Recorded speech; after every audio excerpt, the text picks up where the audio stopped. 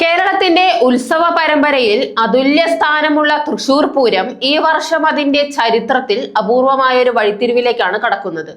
ആഘോഷങ്ങളുടെ ആത്മാവായി കരുതപ്പെടുന്ന വെടിക്കെട്ടില്ലാതെയാണ് ഇക്കുറി പൂരം അരങ്ങേറുന്നത്. സർക്കാർ കർശന നിലപാട് സ്വീകരിച്ചതോടെ വെടിക്കെട്ട് അവസാനിപ്പിക്കാൻ പൂരം സംഘാടകരും ദേവസ്വം ബോർഡും സമ്മതിക്കേണ്ടി വന്നു. വെടിക്കെട്ടും കുടമാറ്റവും ആന എഴുന്നള്ളിപ്പും ചേർന്നതാണ് തൃശൂർ പൂരം എന്ന പൊതുവായ വിശ്വാസം നിലനിൽക്കുമ്പോഴും ഈ വർഷം അതിൽ പ്രധാന ഘടകമായ വെടിക്കെട്ട് ഒഴിവാക്കപ്പെടുകയാണ്. ഈ തീരുമാനത്തിന് പിന്നിൽ നിലനിൽക്കുന്നത് വലിയൊരു ദുരന്തത്തിന്റെ നിഴലാണ്. 15 പേരുടെ മരണത്തിനിടയാക്കിയ അപകടം സംസ്ഥാനത്തെ നടുക്കിയിരിക്കുകയാണ്. മരിച്ചവരെ പൂർണ്ണമായി തിരിച്ചറിയാൻ പോലും ഇതുവരെ കഴിയാത്ത സാഹചര്യവും നിരവധി പേർ ഗുരുതരാവസ്ഥയിൽ തുടരുന്നതും സർക്കാരിനെ കടുത്ത തീരുമാനത്തിലേക്ക് നയിച്ചു. ഇത്തരമൊരു അപകട സാധ്യത വീണ്ടും ആവർത്തിക്കരുതെന്ന നിലപാടിലാണ് സർക്കാർ ഉറച്ചു നിന്നത്. ഇതോടെ വെടിക്കെട്ടില്ലെങ്കിലും 15 ആനകളെ നിരത്തിയുള്ള കുടമാറ്റം ഉൾപ്പെടെ മറ്റു ആചാരങ്ങൾ നിയന്ത്രണങ്ങളോടെ തുടരാനാണ് തീരുമാനമായത്. എന്നാൽ ഈ ദുരന്തത്തെ ചുറ്റിപ്പറ്റി നിരവധി ഗുരുതര ചോദ്യങ്ങളും ആരോപണങ്ങളും ഉയരുന്നുണ്ട്. എങ്ങനെ ഇത്രയും വെടിക്കെട്ട് കോപ്പുകൾ ഒരു സുരക്ഷാ മാനദണ്ഡവും പാലിക്കാതെ സ്ഥലത്ത് എത്തിച്ചു എന്നതാണ് പ്രധാന ചോദ്യം. ആരാണ് ഇതിന് അനുമതി നൽകിയതെന്നതും വ്യക്തമായ മറുപടി ലഭിച്ചിട്ടില്ല. സുരക്ഷാ നിയന്ത്രണങ്ങൾ ലംഘിച്ച് എങ്ങനെ ചാനലുകളും ക്യാമറകളും അപകട സ്ഥലത്ത് പ്രവേശിച്ചു എന്നത് വലിയ ചർച്ചയായി മാറിയിരിക്കുകയാണ്. ചിലർ ഉയർത്തുന്ന ആരോപണം അനുസരിച്ച് മാധ്യമപ്രവർത്തകരുടെ സാന്നിധ്യവും ചിത്രീകരണവും തന്നെ ഈ ദുരന്തത്തിന് കാരണമായിരിക്കാമെന്ന സംശയവും ഉയരുന്നുണ്ട്. നിയമവിരുദ്ധമായി വെടിക്കെട്ട് പുരയിൽ കടന്ന് ദൃശ്യങ്ങൾ പകർത്തിയ മാധ്യമപ്രവർത്തകരെ പ്രതി ചേർക്കണമെന്ന ആവശ്യം ശക്തമാകുകയാണ്.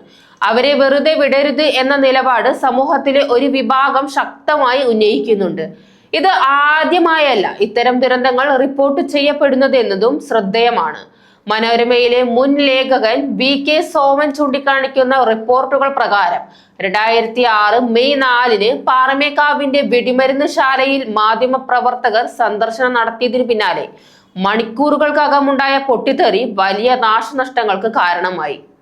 70 വീടുകൾ തകർന്നതും 100ഓളം കുടുംബാംഗങ്ങൾ താമസം മാറേണ്ടി വന്നതും സമീപ പ്രദേശങ്ങളിലെ കിണറുകൾ ഉപയോഗശൂന്യമായതും വിയൂർ ജയിലിന്റെ മേൽക്കൂര തകർന്നതും ആ ദുരന്തത്തിന്റെ ഭീകരത വ്യക്തമാക്കുന്നു.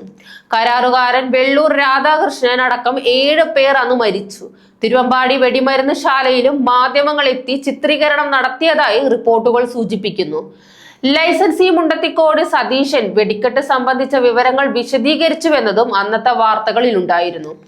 സെൻസിറ്റീവായ ഇത്തരം പ്രദേശങ്ങളിലേക്ക് ഇലക്ട്രോണിക് ഉപകരണങ്ങളുമായി പ്രവേശനം അനുവദിച്ചത് ശാസ്ത്രീയ പരിശോധനയോടെയോ ഔദ്യോഗിക അനുമതിയോടെയോ ആണോ എന്ന ചോദ്യവും ഉയരുന്നു. കരിമരുന്നിൽ മുക്കി ഉണക്കുന്ന തിരികൾ കത്തികൊണ്ട് മുറിക്കുമ്പോഴും തീപ്പൊരി ഉണ്ടാകാമെന്ന മുന്നറിയിപ്പ് വിദഗ്ധർ നേരത്തെ തന്നെ നൽകിയിട്ടുണ്ടെന്നതും ഇവിടെ ശ്രദ്ധേയമാണ്.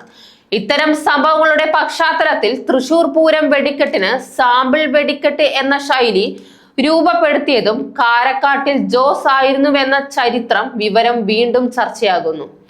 1968 പാറമേക്കാവിന്റെ വെടിക്കെട്ട് ഏറ്റെടുത്ത് നടത്തിയ ജോസിന്റെ പ്രവർത്തനങ്ങളാണ് പിന്നീട് ഈ രീതിക്ക് വ്യാപക സ്വീകാര്യത ലഭിക്കാൻ കാരണമായത്. ഇങ്ങനെ ഈ വർഷത്തെ തൃശൂർ പൂരം വെടിക്കെട്ടില്ലാതെ നടക്കുമ്പോൾ അതൊരു ആഘോഷ പരമ്പരയിലെ മാറ്റം മാത്രമല്ല, സുരക്ഷയെ മുൻനിർത്തിയുള്ള ഒരു ശക്തമായ സന്ദേശവുമാണ് നൽകുന്നത്. എന്നാൽ ഈ മഹാദുരന്തത്തിന് പിന്നിലെ യഥാർത്ഥ കാരണങ്ങൾ എന്താണ്, ഉത്തരവാദികൾ ആരാണ് എന്ന ചോദ്യങ്ങൾക്ക് വ്യക്തമായ മറുപടി ലഭിക്കേണ്ടതുണ്ട്. അതുവരെ ആഘോഷങ്ങളുടെ ഭംഗിക്ക് മുകളിൽ മനുഷ്യജീവിതത്തിന്റെ സുരക്ഷ തന്നെയാണ് ഏറ്റവും പ്രധാനമെന്ന സത്യമാണ് വീണ്ടും ഒരിക്കൽ കൂടി ഓർമ്മിക്കപ്പെടുന്നത്.